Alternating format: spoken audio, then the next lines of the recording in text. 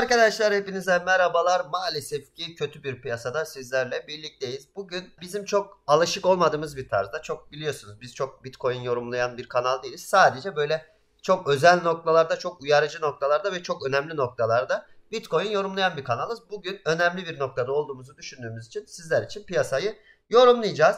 Bugünlerde piyasada dolaşan böyle sansasyonel haberler, bazıları gerçekten sansasyonel, bazıları tamamen atmasyon haberler üzerine sizlere doğru bilgiler vermeye çalışacağız. Bugünkü videomuzun konusunda arkadaşlar Bitcoin'in 200 haftalık hareketli ortalamasının altına düşmesi çok konuşulan bir olay. FED faiz kararı, Celsius'un 16.852 dolarda likidasyon olma mevzusu ve Elon Musk'ın o meşhur Temmuz ayının 2021'de attığı tweet üzerine konuşacağız. Öncesinde şöyle bir bilgi vereyim arkadaşlar. Bakın bizim Twitter'ımızı muhakkak takip edin. 26 Mayıs'ta bir tweet atmıştık. Dibini göreceğiz. Biz burada olacağız şeklinde. Biz hep buradayız biliyorsunuz ama sonra tekrardan 12 Haziran'da yine 2 gün önce daha 28.000 dolarken Bitcoin yine bana göre hala dibinde değiliz diye tweet atmıştık. Yani Bitcoin'i çok yorumlanmıyor olsak da ne yapıyoruz arkadaşlar? Şunu yapıyoruz. Hani size önemli noktalarda en azından bilgilendirmeye çalışıyoruz diyorum. Şimdi konu başlıkları üzerinden önemsizden önemliye doğru mu diyeyim, öyle diyeyim. İlk önce bu 200 haftalık hareketli ortalama ne? Bundan bahsedeceğim. Aslına bakarsanız daha önce arkadaşlar bu konuyla ilgili bir video çekmiştim. Bunu hemen sağ üstte görebilirsiniz. Yani hareketli ortalamalar nedir? Bunlar hakkında bilgi vermiştim size. Bu piyasada dolaşan 200 haftalık hareketli ortalamanın altına düşmesi olayını hemen sizin için açıklayayım. Durum şöyle arkadaşlar. Hareketli ortalamalar neydi? Şuydu. Mesela 200 haftalık hareketli ortalama yaparsanız şunu elde edersiniz. Bitcoin'in son 200 haftadaki kapanış fiyatlarını toplarsınız, 200'e bölersiniz ve bu sayede 200 günlük hareketli ortalamayı bulursunuz. İşte o da neye tekabül ediyormuş? Bakın mavi ile gösterilen arkadaşlar 22.354 noktasına tekabül ediyormuş. Bunun altına düşmesi nasıl yorumlanır arkadaşlar? O videoda da bahsettiğim üzere genel olarak böyle aslında 20 günlük, 50 günlük ve 200 günlük bakılır ama işte 20 haftalık, 50 haftalık, 200 haftalık şeklinde de bakılabilir. Bu ortalamaların altına düşmesi piyasada genel bir düşüşü işaret eder. Bu sadece kullanılan bir indikatördür arkadaşlar. Yani bunun %100 doğru olacağı tezi ortaya koyulamaz. Bu bir indikatördür ama bu indikatörde de bunu gösteriyor. Bu tek başına Bitcoin'in böyle kesinlikle aşağı düşeceği anlamına da gelmez. Bu yanlış bilgiyi de en azından düzeltmek ve bunu size doğru bir şekilde açıklamak istedim. Şimdi ikinci olarak Elon Musk'ın şu meşhur, hepimizin bildiği arkadaşlar, bunu biz zaten biliyoruz uzun zamandır. Yani bu tweet atıldığından beri biliyoruz. Bu olay şimdi yeniden gündeme geldi. Bunun gündeme gelmesi tabii ki buradaki işte 20'ye 20.800 bandına Bitcoin'in değmesi. Arkadaşlar bunun Bitcoin fiyatıyla hiçbir alakası yok. Doğru bir bilgi, onu söyleyeyim. Bu atılmış bir tweet'e karşı true anlamında, yani gülerek doğru anlamında bir dilde kodlanmış şekli olarak değerlendirebilirsiniz. Tabii ki bununla ilgili farklı yaklaşımlar da var. İşte Mars'ta bir yerin koordinatı şeklinde de yaklaşımlar var. Ama doğrusu şu arkadaşlar, dediğim gibi bu bir dilin kodlanmış şekli ve bu bir kelimeyi ifade ediyor. Ki zaten şöyle bir yaklaşımda bulursanız, bakın eğer adam Bitcoin'in fiyatıyla ilgili yorum yapsaydı herhalde 48.61 68.61 diye gitmezdi. 48.61 yazardı. Sonra 20 yazardı.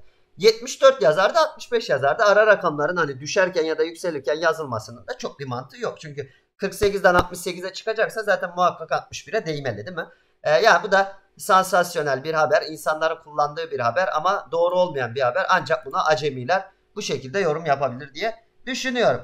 Şimdi bunu da açıkladık. FED faiz kararı. Evet, FED faiz kararı önemli bir olay arkadaşlar. FED faiz kararının normalde FED bir önceki toplantısında bir sonrakinde 50 bas puanlık bir faiz arttırımı gerçekleştirebiliriz demişti. Ama şimdi piyasada dönen haberler ve işte bilgiler doğrultusunda 75 bas puanlık bir artış söz konusu olanabileceği söyleniyor. Bu ne demek arkadaşlar? 75 bas puanlık bir artışı aslında şu an Bitcoin fiyatlıyor. Yani Bitcoin'in şu anki seviyelerde olmasının en önemli sebebi bence FED'in faiz kararını 75 bas puan beklentisi. Dolayısıyla bu ne zaman belli olacak? Yarın 15 Haziran'da saat 21 sıralarında belli olacak. Bu haberin dikkatle takip edilmesi gerekiyor. Bana göre inşallah 75 bas puan yapar. Çünkü 75 bas puan yapması demek şu anlama taşıyor arkadaşlar. En azından bir dahaki toplantıya kadar bütün piyasaların, bütün dünya piyasalarının biraz daha rahatlaması anlamına geliyor. Çünkü biliyorsunuz bu tür haberler daha önceden fiyatlanıyor. Şu an bu fiyatlamayı da zaten görüyorsunuz. Tabii ki bu adamlar öyle adamlar ki arkadaşlar, faiz arttırmakla yetinmiyor. Yani ister 50 bas puan arttırsın, ister 75 bas puan arttırsın. Ta bir sonraki faiz arttırımı kararına kadar da piyasayı etkilemeye devam ediyor. Güçlü ülkeler böyledir arkadaşlar. Sadece faiz arttırarak piyasayı etkilemez, aynı zamanda sözleriyle de piyasaya yön verir. Dolayısıyla yarınki haber bence dikkatle takip edilmesi gereken bir şey. Çünkü 50 bas puanlık bir artış sonrası diyelim. Sonradan yapacakları işte bir sonrakinde 75 bas puan yapabiliriz dediğiniz an arkadaşlar piyasanın hemen rengi tekrardan değişebilir. Ama en sağlıklısı Bitcoin açısından bence böyle kısa vadeli şey olsa da zaten fiyatlandığı için, zaten haber fiyatlandığı için umarım ki 75 bas puanlık bir artış gerçekleşir. Beklenti ne diye sorarsanız beklentim 50 bas puanlık bir artış ve sonrasında yine piyasanın böyle iyiye gitmeyeceği halde piyasaya işte bir sonrakinde şu kadar yaparız tarzındaki yaklaşımlar Amerika'nın her zaman yaptığı olaylar biliyorsunuz. Bunu zaten en son toparlarken de tekrar yorumlayacağım. Şimdi bana göre en önemli olay arkadaşlar Celsius'un likidasyon olayı. Bildiğiniz gibi Celsius'un 23.962 BTC'lik bir pozisyonu 16.852 dolarda likide oluyor. Bu ne demek arkadaşlar? 16.852 dolara gelirse ve bunlar ekleme yapmazsa ki 23.000 dolardan beri pozisyona ekleme yapa likidasyonlarını 16.852 dolara çekmiş durumda. Olası bir senaryoda şimdi şöyle düşünün. Ben hep kendimden bunu daha önce yaşadığım deneyimlerden çıkarımlarda bulunuyorum. Size de muhakkak oluyordur. Her zaman şöyle olur arkadaşlar. Pozisyonel likidasyona para eklersiniz. En son paranız biter. Tam açtığınız coin oraya düşer. Oradan sonra tekrar çıkar. Celsius'ta bu birazcık kafamı karıştırıyor arkadaşlar. Bunun olabilme ihtimalini göz önünde her zaman tutmak gerekiyor. Olası bir senaryoda 16.852'ye böyle bir iğne atarsa arkadaşlar tabii ki 16.852'den daha aşağı gitmesi demek. Belki 12-13 bin dolarlar. Belki 10.200 dolarlar, işte 10.000'in biraz üstünü. Böyle bir olay gerçekleşirse görme ihtimalimiz olacak. Bunu izleyip böyle bir olay gerçekleştiğinde o muhteşem iğnede arkadaşlar hemen bir long pozisyonu ya da spot piyasada işlem yapanlar için, ki spotta yapın, vadeli risklidir zaten. Oradan da bir Bitcoin alımı çok güzel bir şekilde, çok karlı bir şekilde gerçekleşebilir. Bu olay gerçekleştikten sonra o olası iğnenin arkadaşlar dibini bulamasanız da bunlar çok hızlı gerçekleşecektir.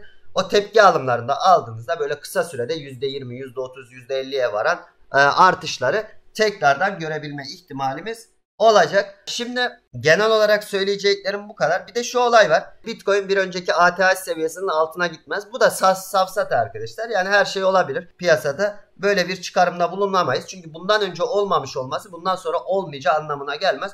Özellikle küresel piyasaların bu kadar çalkantılı olduğu bir dönemde, özellikle Amerika'dan işte 75 baz puan gibi Amerika için çok yüksek bir faiz arttırımı beklerken diyorum. Şimdi ben şöyle göstereyim arkadaşlar. Benim de şu an biliyorsunuz short pozisyonlarım vardı. Onları kapattım ve şu an beklemeye geçtim. Ben çok yuvarlak konuşmayı seven bir adam değilim. Hepiniz biliyorsunuz. Ama gerçekten burada çok önemli olaylar var. Birbirinin tezatı olaylar var ve piyasanın inanın ki nereye gideceğini görmek çok mümkün değil. Ama gittiği noktada müdahale etmek güzel paralar kazandırabilir. Az önce Celsius olayında söylediğim gibi. Yani olası bir işte 75 bas puanlık bir artış kısa süreli çekilmelerin ardından piyasayı rahatlatacağı için Bitcoin'i ileri yönüne atacağı gibi, işte sonrasında Amerika'nın yapacağı faiz arttırımı sonrasında yapacağı işte 50 bas puan yaptığında sonrasında yapacağı bir sonraki toplantıda 75 bas puan yapacağız gibi bir açıklama tekrar Bitcoin'in düşmesine sebep olabilir. Bu çok iyi bir şekilde o dakikada, o saatlerde izlenmesi gereken bir olay. İkincisi de Celsius olayı çok dikkat edilmesi gereken bir konu diyorum. Muhakkak bizi tüm sosyal medya kanallarımızdan, bakın Twitter'dan muhakkak takip etmeyi unutmayın. Telegram kanalımıza katılmayı unutmayın. Çünkü her zaman her dakika yorum, böyle bu önemli bir gelişme yaşadığında her dakika video yapamayacağımız için bu tür önemli yerlerden size duyurularını geçiyoruz. Umarım faydalı bir video olmuştur arkadaşlar. Hepinizi seviyorum. İnşallah daha güzel günlerde görüşmek üzere diyorum.